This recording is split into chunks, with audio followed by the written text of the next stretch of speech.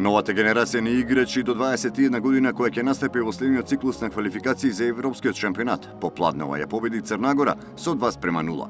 Избраниците на селекторот Милевски успешно го мина првиот тест и покажаат дека селекцијата која се пласира на Европскиот шампионат во Полска годинава ќе има добри наследници. Стрелци на головите за нашата репрезентација беа Елиф Елмас и Костадин Чешмаджиев од пенал. Во вторник на истиот терен, љубителите на фудбал во нашата држава ќе имаат можност да го проследат и настапот на селекцијата која го направи историскиот успех и се пласира на завршницата на Европскиот шампионат.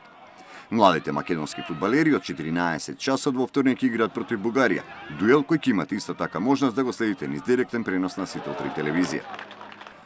А јуниорската репрезентација до 18 години со нерешен резултат против Украина 1:1 го започна својот настап на меѓународниот турнир 4 нации кој се одржува во Рига, Летонија, на кој нашите фудбалери ќе одиграат уште два надпревари против Норвешка и домаќинот Летонија.